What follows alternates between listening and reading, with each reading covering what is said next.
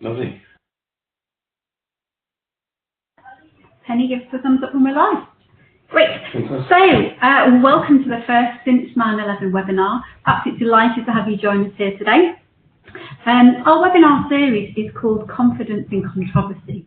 And one of the things we thought about in setting this up is just how vitally important it is that teachers feel able to have the confidence, the tools and the skills to address controversial topics in their classroom. Some of those controversial topics and sensitive issues to discuss can be around terrorism, and today that feels all the more important. We've seen some really devastating attacks affecting Manchester last night, and they're a tragedy. In part, one of the most serious and chilling things about it is the way in which those seem to have been predominantly affecting very young people attending the concert. So I'm conscious that many teachers across the country today and over the rest of this week are probably going to find themselves in a situation when they're having exactly these types of conversations. So part of Since 9/11's ambition in setting up this webinar series, even before the events of the last day, was really to make sure that teachers feel supported and able to discuss these issues in their schools. So what we're planning to do over the course of this series of webinars is to bring together some leading experts who are going to, through a series of interactive sessions with teachers, share their best practice, their insights, their tips and their experience. And we're really delighted that for this first session we're joined by Tom Llewellyn-Jones, who is the Prevent Education Officer for Tower Hamlets. And he's here today to share his insights and to talk a bit about preventing schools. Before we kick off, a little bit of housekeeping. I just want to make sure that everybody who's signed in knows that we're really keen to make this as interactive as possible. So what you will see on the right-hand side of your screen is a little sort of toolbar where you can take part in polls, you can take part in Q&A, and you can chat. So if at any point during the session you've got any questions, please do add those into the chat function. And what I'll be doing is making sure that we pause periodically and we have a chance to ask Tom, our expert, some of these questions coming in from you. The other thing to say is that we have a range of handouts, and we will also make the video available online. So anything that you see today, you should be able to get after today's session. So don't feel too...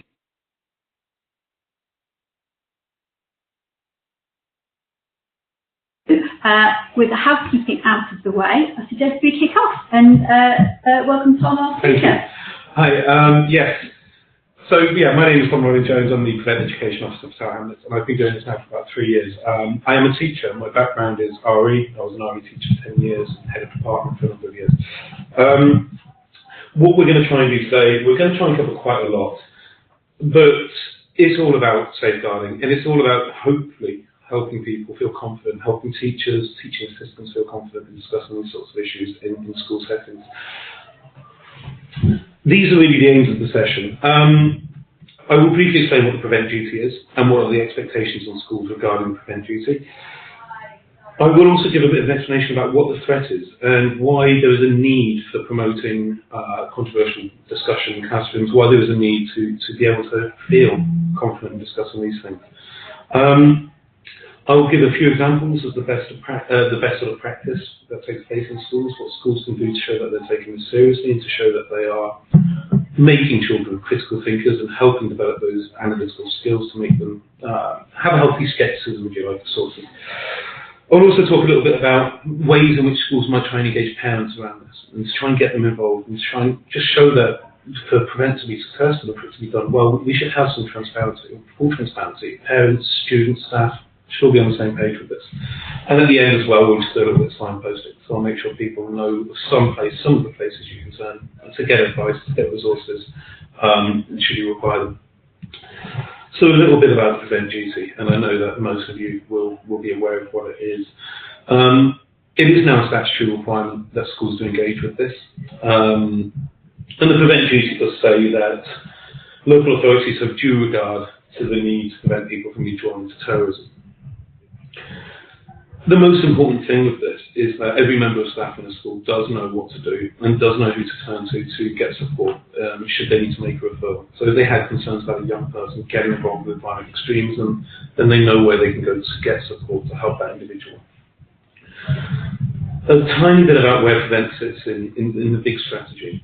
Prevent is part of the government counter-terrorism strategy, and that strategy as a whole is called Contest. On the slide, you can see the 4 different strands for that. The first one, Pursue, is probably what most people think of when they think of counter-terrorism. I mean, Pursue would be people, the police or intelligence services, actively pursuing people who've committed a very serious crime. So whether they've committed an act of terrorism, whether they're planning one, that would be the Pursue element. Prepare is trying to make sure we're as well prepared as we can be for the next terrorist attack, and unfortunately we do know we are a target. And so Prepare would be making sure, for example, emergency services are well trained, communication is going to be very good between them, to try and minimise casualties. And unfortunately, after the events of last night in Manchester, I mean, we saw in the news certainly today, huge amounts said about how fast and how quickly and effectively the emergency services were able to get to the scene and to help. So that would be a part of Prepare. Protect, again, as the title suggests, is trying to ensure that we're as well protected as we can be from the next terrorist attack. And the example I was given on this is just think of any large transport hub and metal bollards or big concrete planters outside, they are there to try and stop an attack taking place at those places. And then we have Prevent. And Prevent is obviously what we're talking about today.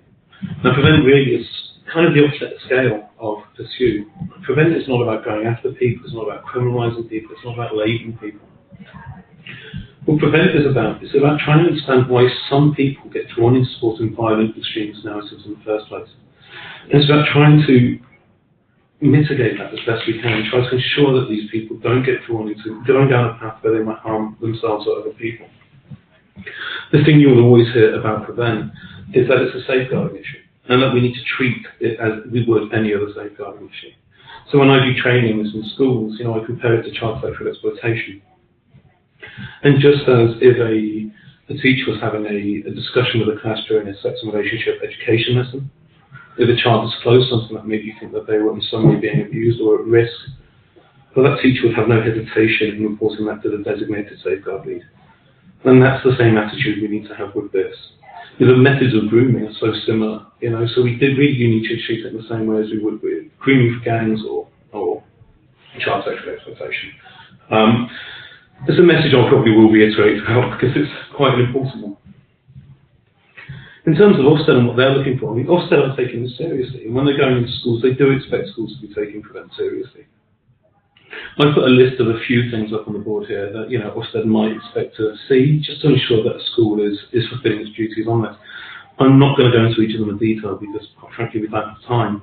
But a bit of an overview. One, they do want to see that leadership and governments are taking this very seriously, that they are confident, that they are aware that all members of staff within their institution know what they can do, also know what they have to do should they have concerns about a young person.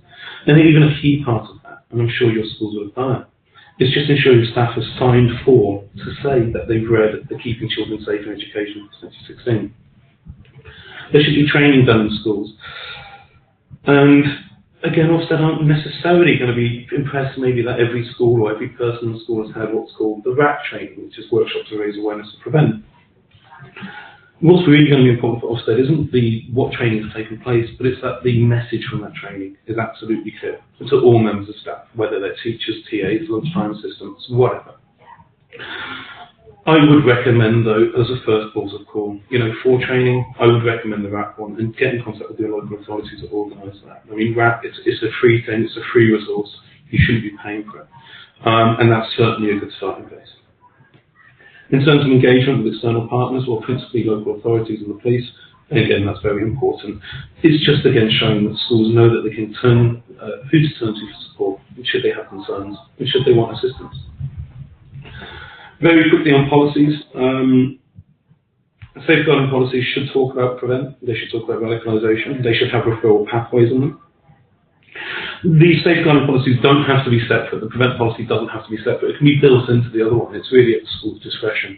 But it should be talked about, it does need to be recognised that this is a concern, that it is a safeguarding issue, and that young people can be vulnerable to radicalisation and extremism. So it is important to include that in your policies. It's really numbers 5 and 6 that we're going to be concentrating on, though, and those are the two most important ones for the majority of teachers. Number 5 will come to in more detail later on when we discuss a mapping document. But really, what I mean by curriculum, both informal and formal, is that there should be place within the school curriculum for the teaching of values and the promotion of values. I mean, Ofsted might refer to them as fundamental British values, or you might have heard them being referred to as that. But the values of democracy, individual liberty, mutual respect and tolerance and multi-faith society. And I've missed off one, the rule of law, sorry. So where do you refer to those in the classroom? Is it in schemes of work, is it in particular lessons, but also what do you do as a whole school to promote these things? And the final one, the most important one, is referral pathways. That there are clear referral pathways. Every member of staff knows what to do should they have a concern. And the answer, because it's a safeguarding issue, is tell the designated safeguarding lead. And it's as simple as that. I'm happy to take questions on those things, and if people do have questions or want more information, please do get in contact. What we've got to do, though, is we can't just say a certain type of people are going to be at risk, or a certain age group or whatever. We've got to assume all people can be vulnerable to violent extremism and to these violent extremist narratives.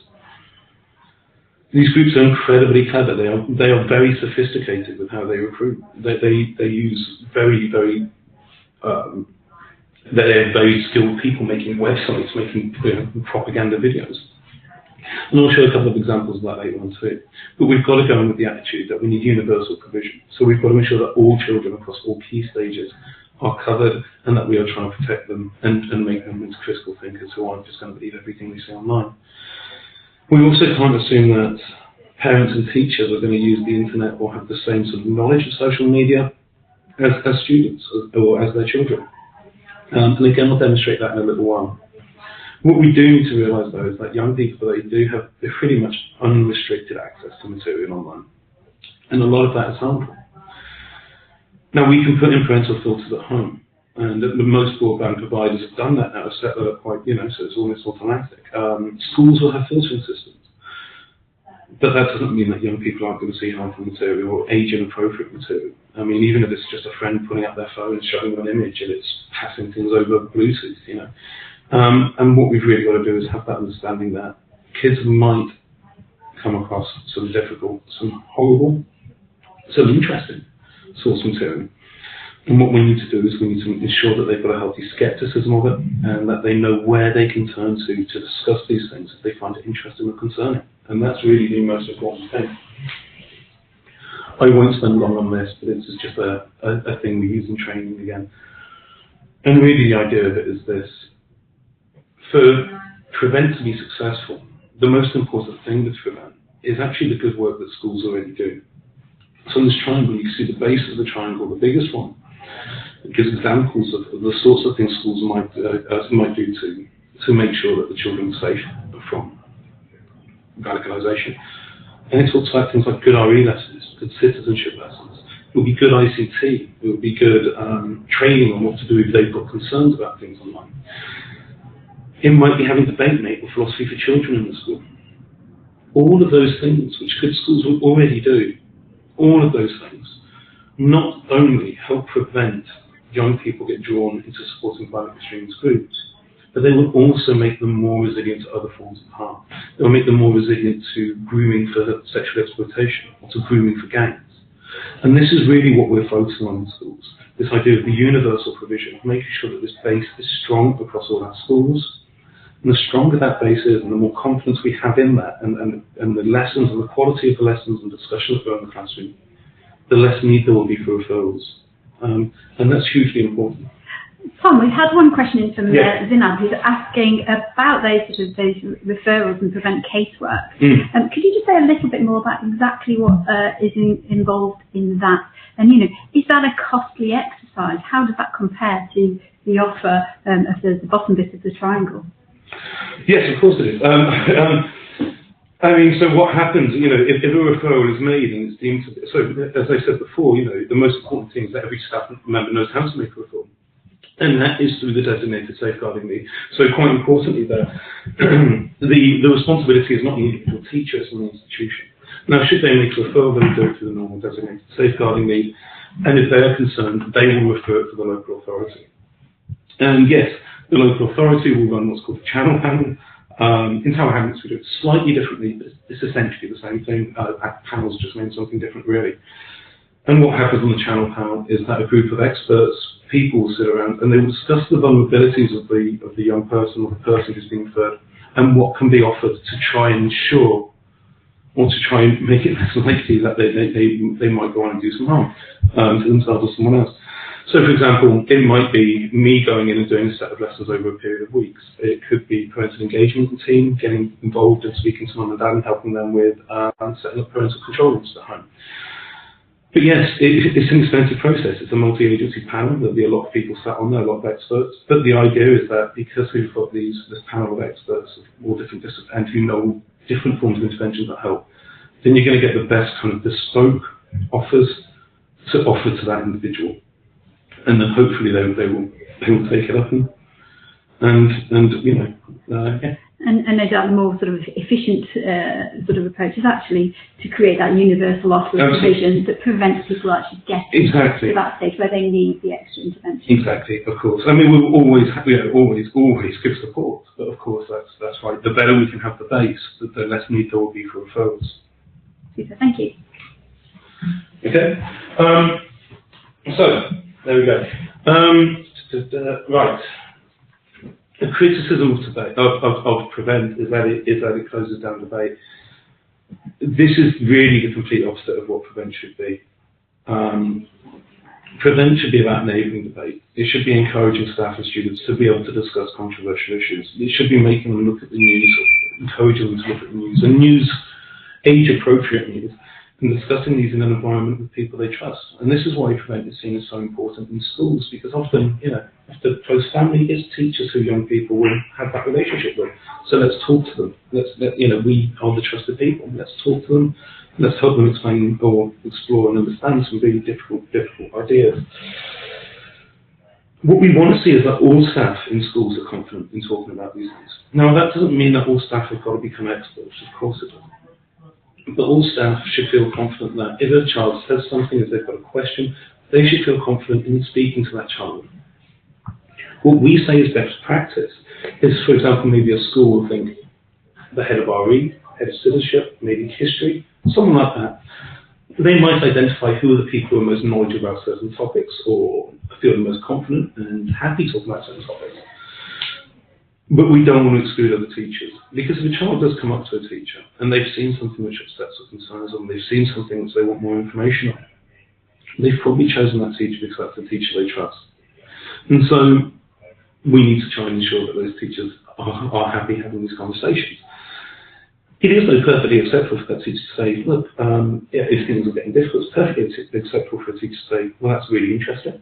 I know Mr. or Miss has got a real interest in this, so what I'll do, I'll get them to come and speak to you. And if it's okay, I'd like to sit in because I'd like to find out more. That way, you're ensuring the child is having that conversation with someone who's maybe a bit more knowledgeable about it or has got some knowledge on the subject, but you're still showing your interest, you're asking to sit in with it. And that's absolutely fine. But what we don't want to do is make a situation where only certain people should have conversations. Yes, identify the most confident, but in the ideal world, of course, we want all teachers to be able to talk about these things. And again, compared to sexual exploitation, if a young person comes to a teacher and says, this has happened, they need to know how to respond to that, and who to tell and how to deal with it. And so that's really the important thing there. And you know, it's absolutely crucial we make people, young people feel safe in talking about these issues. I'm going to pass over to Jen again for a moment, who's just going to talk a bit more about since 9/11 and. Yeah, I'm just going to say a little bit about how do we fit in with that. And as someone said, Ofsted are really looking for quite a wide range of things when they go into schools, and they're looking at prevent and promotion of fundamental British values. And really where since 9/11 can kind of come into that is around this idea of how do you build your whole curriculum, your taught and untaught curriculum in your schools to promote tolerance, to promote respect between people of different faiths. And that is exactly what the Since 9/11 education programme was designed for. So we really support that view of there being a single universal offer that is accessible for kids of any background whatsoever. think that's really, really important, so that you're having a conversation in a way that doesn't marginalise any particular young people. So, as I say, our programme is really designed around that kind of promotion of community links, promotion of fundamental British values, and they help to create young people who can be more resilient to the draw of extremist ideologies. I'm going to say a bit more a little later about some of the other support that we offer, but just in terms of the education programme, really it's something which we think schools, when they're looking across the piece, can fit into things like citizenship, RE, history, English, art. So there really are opportunities to be creative in how you implement your curriculum planning, and I know that's going to be focused as we go on a little bit further. So Since 9/11 is really part of that opportunity to create a debate across your whole school around these issues, and that putting teachers of all different specialisms really is part of that conversation. Okay, thank you. So why is this relevant? Why is there such a focus on this at the moment? Well, I'm just going to give you one example, and that's with the amount of time young people spend online. So you can see a couple of headlines there. One from the Telegraph, which is young people, teenagers, on average spend 31 hours online per week. And that's longer than they spend in lessons, you know. The other one is from BBC, and it's during Safer Internet Week. And it says there that the average 7 to 16-year-old spends 3 hours online per day, 15 to 16-year-old is 4.8 hours per day. I actually did something with some 6th form students a year or two ago from a local secondary school, and I got them to download an app on their phone, only for people who volunteered, of course, and it measured how long they spent online for a week.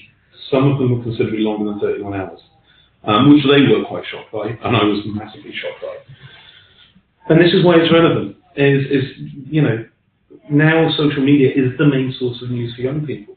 Certainly according to this headline. And when you go and talk to people in class about this, this is where they will turn, first and foremost. It was social media to find out what's going on in the world. We've also got to understand that young people widely ignore the age limits on social media platforms. And so people will be using them from a very, very early age. And so this is a bit of a test for you now. And I'm going to get to see if you can recognise all of these social media platforms. And so if anyone wants to type in, and we'll see if we can get all of them. I'm just going to see where I can see the ones coming up for there. So, and it will also give me a moment to have a bit of water.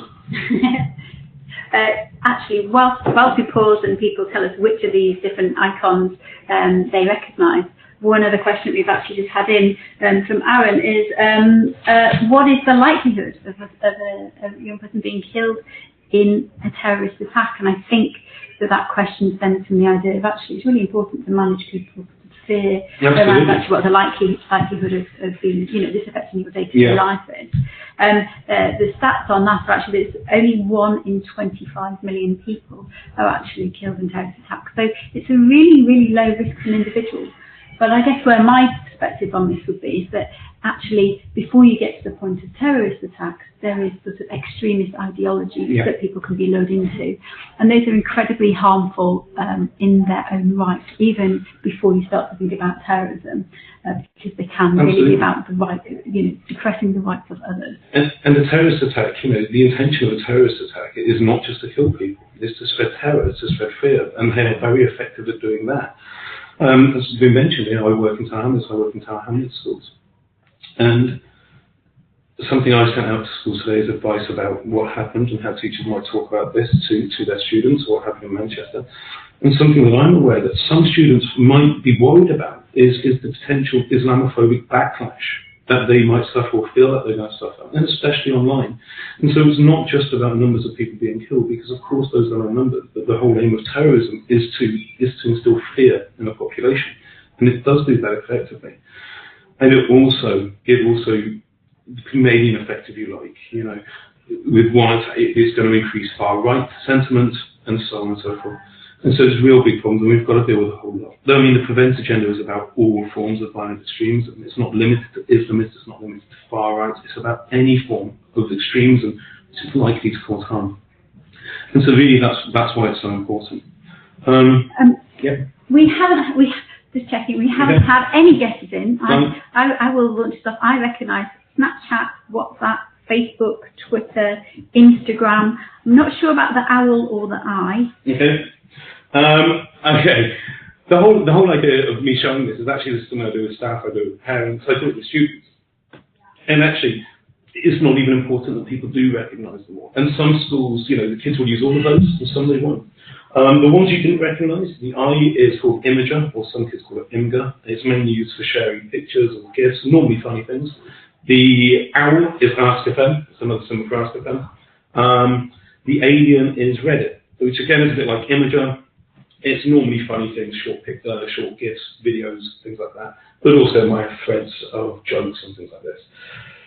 The reason I show them though is because all of them do have harmful content on them. And because so much is posted online today, unless something is flagged by an individual as being harmful, it will remain on that site. And so any social media platform contains harmful material, some much more so than others. But what I think is quite good to do in schools, and I've done this in both primary and secondary schools, is even print out something like an iPhone screen and give it to students. Now when I've done this, I've given students, groups of students a printout, and I've also given it to the teachers or TAs in the room. And I've asked them within a few minutes to join on all the social media apps they can. I guarantee, you know, the kids will win every time. But then that's a really nice starting place, and then talk to the kids about, okay, what does that app do? How does that work?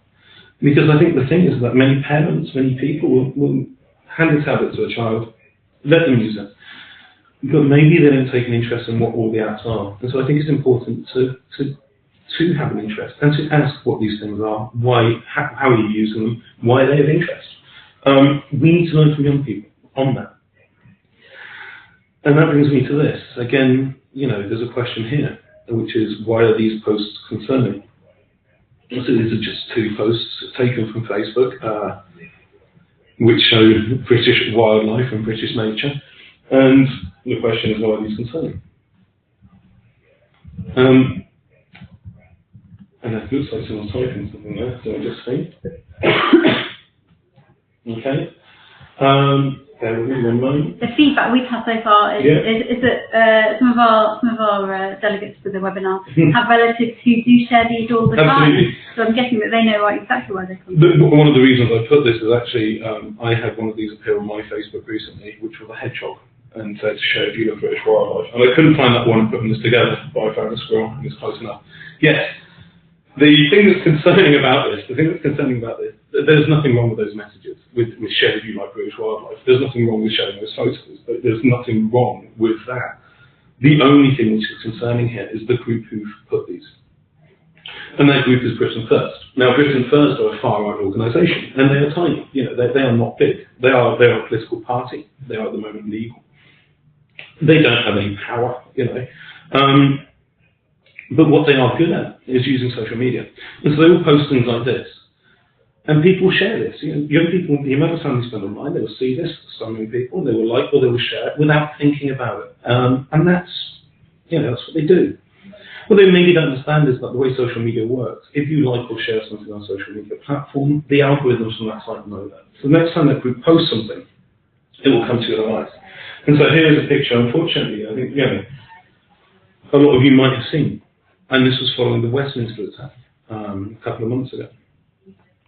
And far-right groups who've been building up their base by putting quite innocuous pictures, quite innocent things at times, will then suddenly jump on a picture like this, on an image like this. And this image was used to spread hatred. And you can see a couple of the Twitter comments there that people wrote about this. And I had to, you know, I had to be very selective with what I chose because most were much, much more offensive. And it's horrible. You know, that this poor woman who's been there at the site of an awful attack, that she is then demonised by people online, and that is exactly what happened to her, to the point where she had to come out and actually release a statement to the press. The photographer who took the photo had to release a statement to the press saying this woman did absolutely nothing wrong and she was visibly distressed. But that's what these sorts of groups will do. They will build up a core, they will build up a lot of followers, so they will get a really big voice, and then when something happens, they will monopolise on that, and they will use that to get across their Islamophobic, in this case, narrative. And it's very concerning. Britain First, for example, are now up to 1.8 million likes and shares on Facebook. Huge, huge number. So whenever anything happens, I haven't checked their Facebook today, but I'm sure on their, certainly followers of theirs, there will be comments there last night.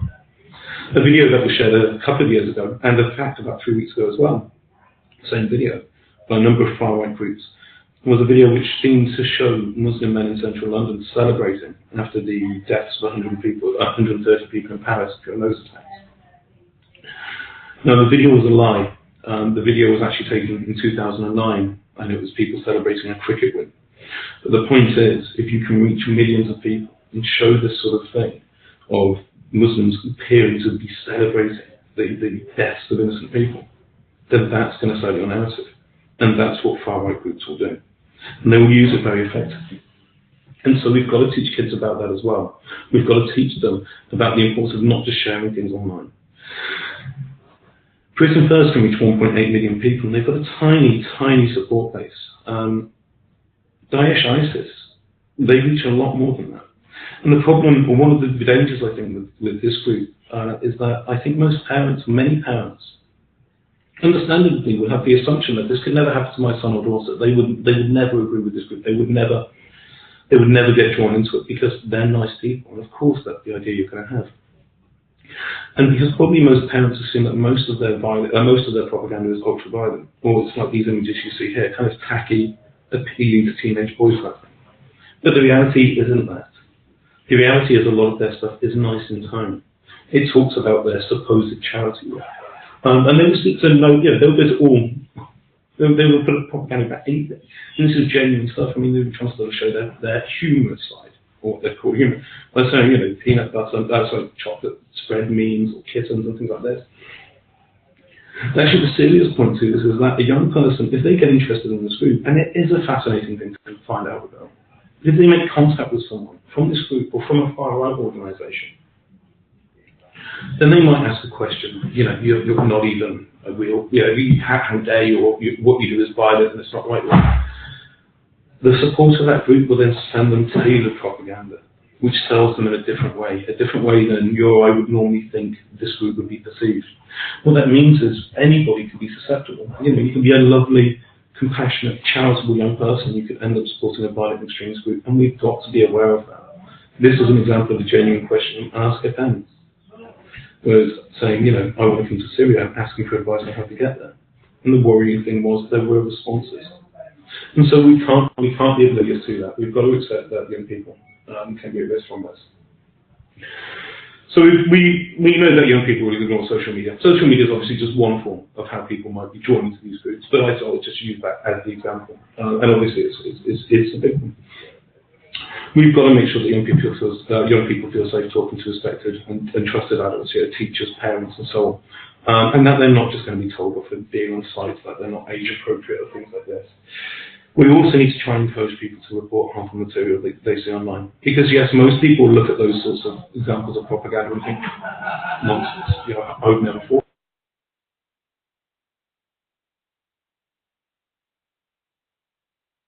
And they might then see other things.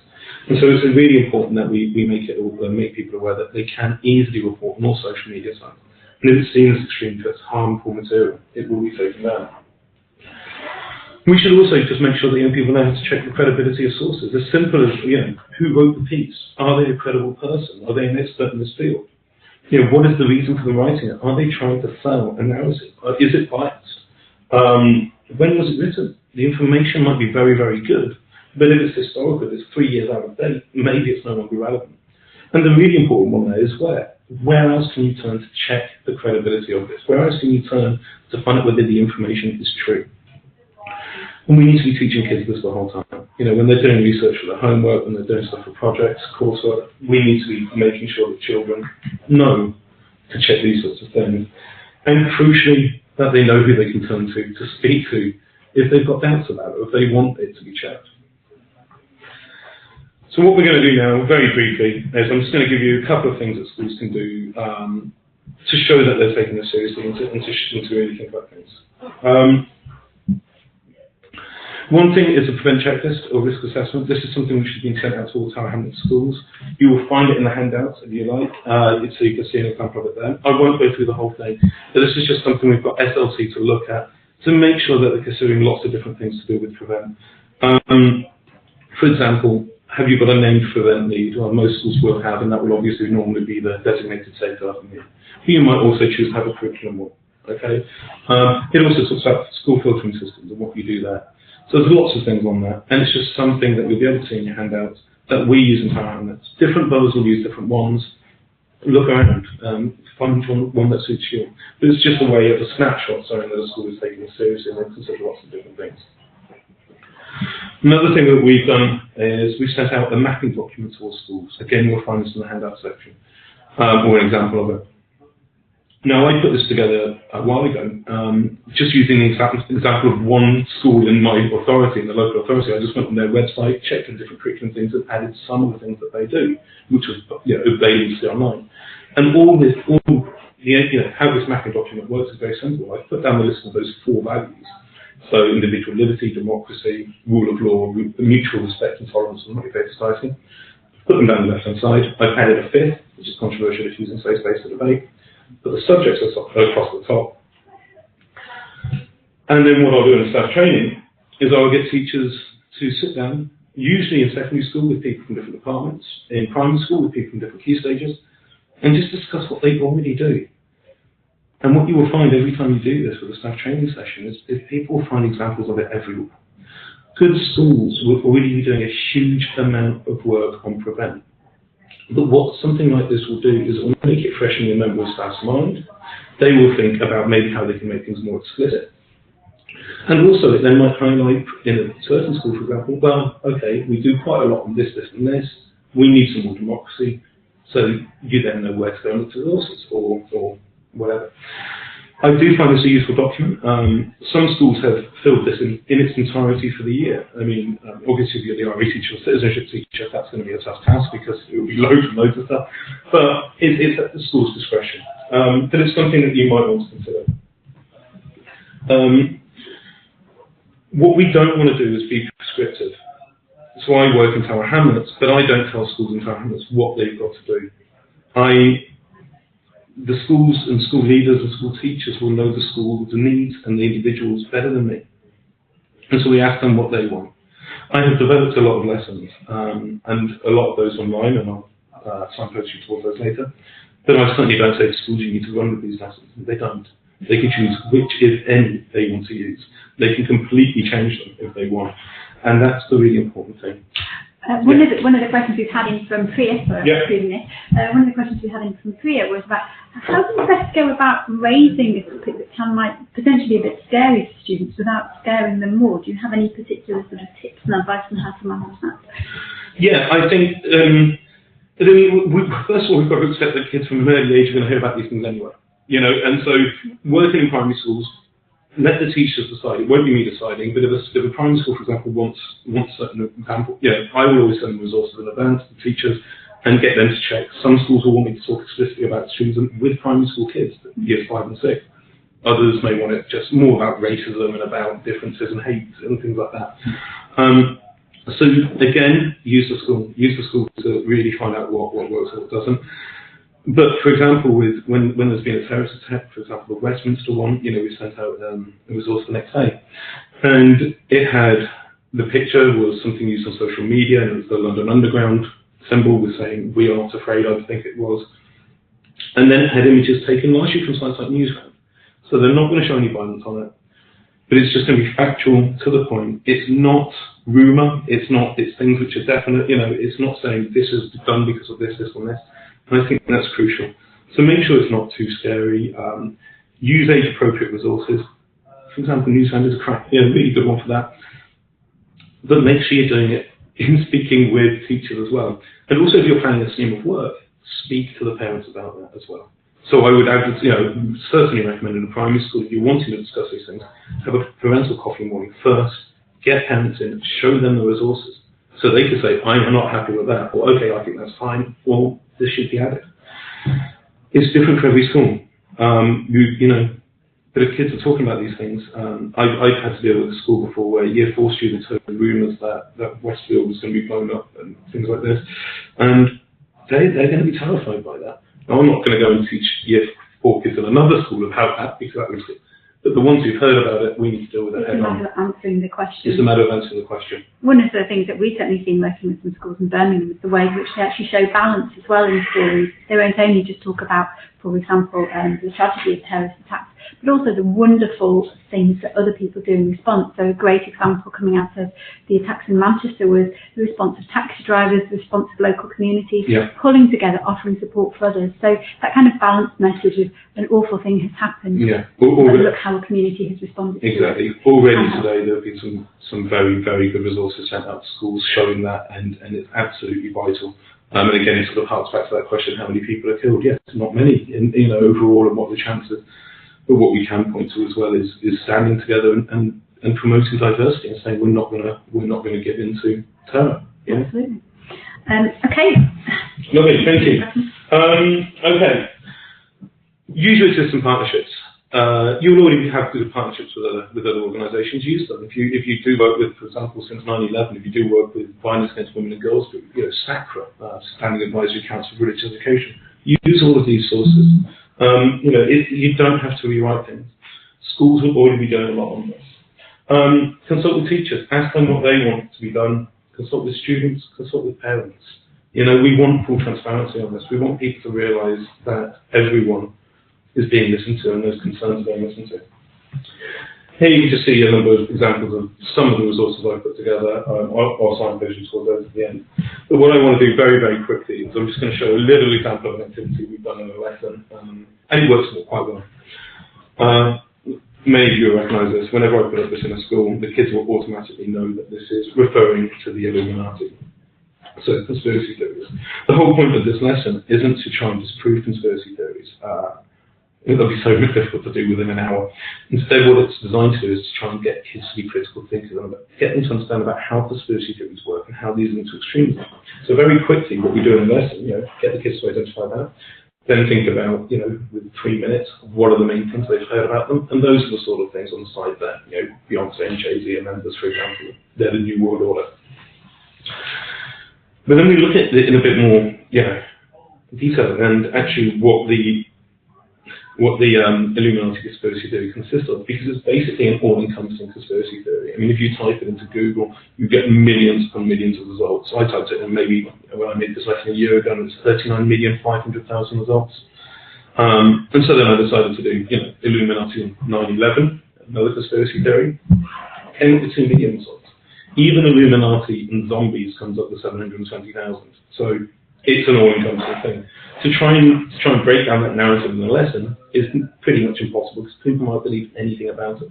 So what we do instead is we then go to the kids, well, let's explain how a conspiracy theory works. And it's the most simplistic form. It's those 4 parts that you can see on the screen there. So you've got a group who are acting in secret to do something bad against the common good, against ordinary people. And then we make that link to extremist groups. So for example, Britain First, their narrative taken to its most simplistic is, the group in question, the Muslims, what are they doing? They're conspiring, they're trying to take over the UK, and they're trying to stop British people from being able to live British ways of life. And that's really the essence of their narrative in its most simplistic form. If you then reverse it and do extended Daesh, it's pretty much exactly the same, but they reverse the roles. In this case, the West are taking over are planning on taking over Muslim countries, essentially like the Crusades, and they're trying to destroy the Islamic way of life. So once you've established this, the fun activity then is to try and make kids come up with their own conspiracy theory, giving them limited material, source material. And so there's a screen, and if you click on any of the boxes, it will reveal a different group. Okay, so we can choose any of these. Let's say, what do we have? Let's go for Google. Okay, Google. So the first one is Google. So this is the company, and what I want to see is if anyone here can try and think of an even mildly convincing conspiracy theory by the end of the session. So Google, now they're working in secret with the celebrity, just to make it a bit more interesting. And so again, you can see I've put 2 up on the site. When this goes into the classroom, that would be empty. So there we are, celebrities. So let's say that Google are going to be working with... Poll results. And who was that? Do we have any poll results? Jeremy Corbyn. So Google are working with Jeremy Corbyn. The next section about 4 things conspiracy theories sort of do. things they're doing negatively. In this case, we're going to say that they are, let's just wait for someone to pick. Hiding the truth from. Hiding the truth from, okay. So Google and Jeremy Corbyn are trying to hide the truth about something significant, something important, from this group of people. And the final one. Let's wait for our first vote to come in. Vegetarians. Vegetarians. Okay. So Google and Jeremy Corbyn are trying to hide the truth about something very important from vegetarians. I guarantee if you try this in a school, you know, even your 6 kids, certainly your secondary schools, they will be able to come up with some amazing conspiracy theories. And what they'll do, which is really nice, is they will bring in their knowledge of other news stories and other things they've heard to try and make it more convincing. And so if anyone can come up with something even mildly interesting, or mildly convincing, sorry, by the end, I will be very, very impressed. But it's a good way of doing it. And the whole purpose of that, obviously, is in that lesson, then we haven't necessarily disproved the Illuminati conspiracy theory, because kids might believe anything about it. But instead, hopefully, it's made them realise how these things are formed and how extremist narratives are formed. And so what that means, hopefully, is that the next time they see something online, or they're exposed to a narrative like this, they're going to be more sceptical. They're not just going to believe it. What kind of, if I just pause you there, Tom, one of the questions we had in from Alan is really about how do we deal with the sorts of messages that mainstream figures like Katie Hopkins and Piers Morgan put across. And I sort of think that to an extent we have covered that in this, you know, looking at actually what might motivate somebody to create a sort of an ideology that is ultimately intolerant of others. It's very much along this type of it is. And I think teach kids, you know, absolutely honestly about them. And say why their views are dangerous and why they do divide, and explain to them their possible motivations for it. You know, this idea of, you know, actually sort of, I'm not going to get in trouble for it, but almost being a professional sort of troll. You know, they get their leadership from causing controversy, but by saying and being outspoken, it's because they get so much attention that they'll continue to do these things. What we need to do instead is educate people about the reality behind these things, and so people aren't just going to believe these stories that very right-wing individuals have come up with, for example, which demonise a whole community. No, let's instead, as you mentioned earlier, let's talk about people putting together after an incident, like they did yesterday. Let's talk about fantastic things people have done. Or get the scale and proportion as we said earlier. I mean, yes, it's a shame that people like this, in my opinion, and this is obviously just my opinion, but it's a shame that people like this do get so much airtime. But well, let's talk then with kids about it and why that might be, and let's offer counter narratives to that and say, you know, and that's how we again, it's an opportunity for debate and discussion. Opportunity for debate and discussion. Yeah, absolutely. And what we're not saying, of course, is that kids have got to agree with certain viewpoints, political, religious, or otherwise. You know, but they've got to be, you know, understand that people do have different views. And so again, with this lesson, with lessons like this, if you're worried about using these sorts of things, if you're worried about some of the resources or how it's going to be handled by people or how it's going to be taken, show it to the parents again. Put them online. And this just leads us really to pretty much the final section, but or one of the last sections. Parental engagement can be difficult. We have a very good parental engagement team in my borough, and they do a lot of work with parents. But also take opportunities of things like in primary schools, having parent coffee mornings. You know, parents will come in, get them to come in and speak, get them to come in and have an informal chat. Show them the thing with different social media apps on, and get them to see if they can name them all, and explain to them how they work. You know, make it like that. And you can do that quite easily in primary schools. Most primary schools will have sort of coffee mornings. It's maybe more difficult in secondary schools. In secondary schools, then maybe consider things like having a stall on parents' evening. You could have a prevent stall, or you could just be a stall about safeguarding in general. We show examples of different things you do in the curriculum for all different sorts of safeguarding issues. And so again, parents, if they've got any concerns, if they've got any questions, they can answer, they can talk to someone about this and have those concerns dealt with. Show them the lessons, you know, and whenever I've done that, for example, when I've gone into schemes of work in primary schools, I've often done parental mornings beforehand. And parents, when they look at the lessons, just sort of, oh, it's a bit like RE, it's a bit like this. Yeah, absolutely. You know, we want it to be transparent. We're not trying to hide anything here. So the more you can engage with parents, the better. something I did in collaboration with a couple of other boroughs as well, is just maybe think about putting together a simple leaflet, giving advice on how parents can help have difficult conversations with children at home, how they can talk about difficult subjects. And again, it's the idea of really start with the emotional response to an incident or to something that's happened in the news. Get the child to choose something that interests them, or you pick something if you want to discuss it. And then, how do you feel? Are you angry? Are you sad? Are you annoyed? Are you excited? Are you interested? Whatever it is. And use that as a starting point. Find out their emotional response first, and then explore it in more detail using the W's again, so the who, what, where, when, why, and point towards credible news sources, fact checker sites and so on. So that it can be a challenge, but in my experience, I found that parents, whenever they come to training sessions, they're largely on board with it. They will see it as actually what we're trying to do is develop critical thinking. We're trying to keep children safe, and that's what it's all about. I did mention earlier that I was signposted to some resources online. One I will just sort of mention very quickly, and it's one I'm sure a lot of you will have heard of, is Educator Against Hate. This is a website where you'll find primary school resources, secondary school resources, you'll find policy advice, you'll find lessons and assemblies. So it's really good for teachers. It's also got advice for the senior leadership team. And very, very importantly, it's got a parent section on their team. So I would urge you to look at that. If you're looking for resources, if you just want a place to go and find some things or get advice or get support, Educate Hate is a good one. For example, you'll find the Tower Hamlets lessons on there, or a lot of them anyway. And obviously, since 9/11 as well, so I'm going to pass back to Jenny, who's going to talk a bit about the education programme from them. Yeah, absolutely. So we are one of the resources featured on Educate Against Hate, and our education programme has been endorsed by the Home Office, Department for Education, as well as a number of curriculum associations as well. So I've said a little bit already about what we offer in our education programme, with free resources available all online across subjects like citizenship, RE, history, and art and English. So we've got a broad range of curriculum materials that we make available, but we don't just stop there. And actually, I'd quite like to raise awareness of other sorts of things that we can do in terms of workshops we offer schools and webinars like this one today, and training sessions across teaching school alliances.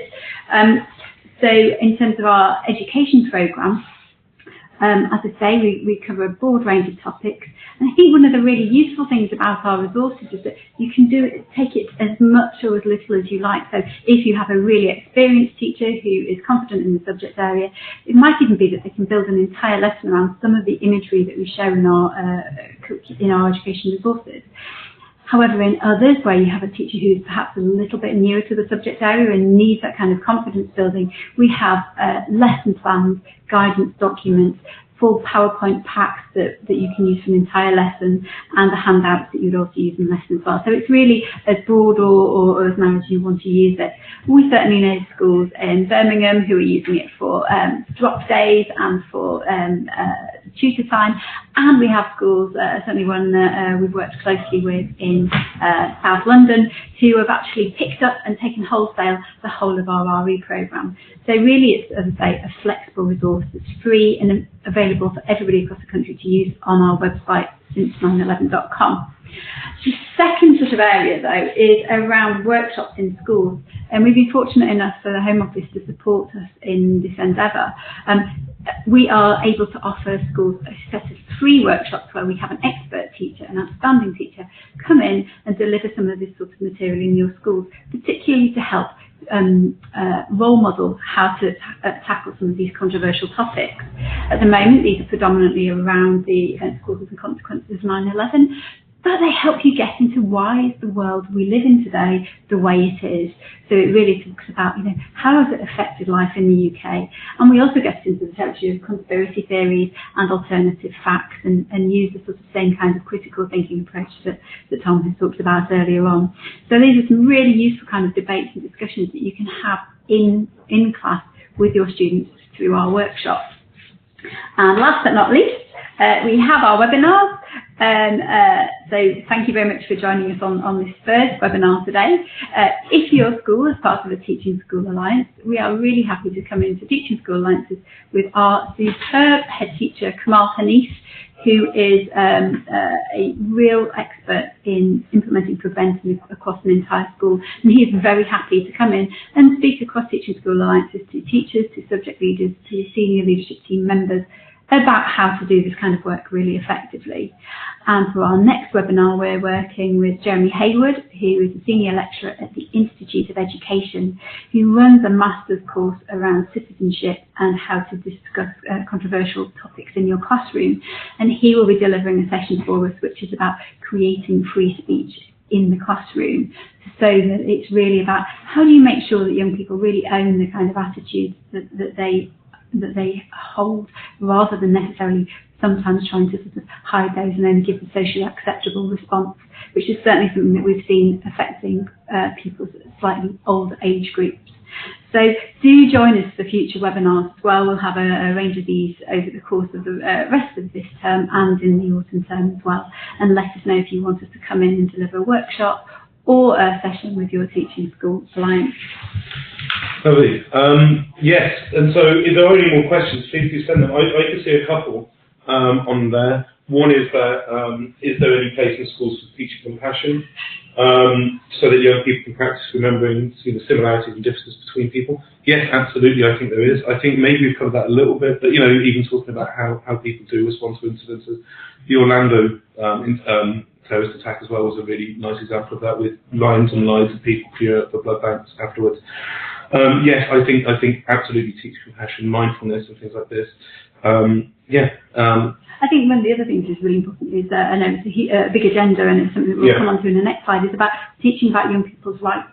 Absolutely. And actually, that is a really good starting point for teaching compassion. Once people understand their own rights and the impact it would have if you were to limit those, then the compassion also helps to kind of flow from that. Yeah. There was another question there as well, just saying what other training can we do on top of RAP to go into a bit more depth. Lots of different people would have offered lots of different training. First port of call, I would always get in contact with your local authority to see what they recommend, to see what they've said is best in your area, because not the needs of different local authorities will be different, the threats might be different, what might be the issues might be different. So I'd use that as your first port of call. There are many people out there who do offer some very good things, but as I would get in contact with Prevent leads, the Prevent coordinator or education officer if you've got one, to ask them where they would direct you towards. But of course, I'm also happy to help with that if you want to send me detail, where you are, things like this, I can give advice on that too. The final thing, very quickly then, just on the slides, there are loads of good resources. We obviously haven't had time to go through them all today. Another couple of good ones. UNICEF Rights Respect in School. I mean, hugely important. Great resource, great award for schools to have. And also things like the VAC program. This is something which has been developed by the University of Kent and Kent Police, and it's an interactive social media thing which basically follows the same sort of format as Facebook. Incredibly useful. There are videos by Extreme Dialogue. They do great stuff talking to former extremists. The Eating Toolkit is something you'll find on Educate Against Hate, and it gives brilliant pieces of advice on how to set up prevent working parties in your local area. There's so much good stuff out there. It's just a matter of unpicking it.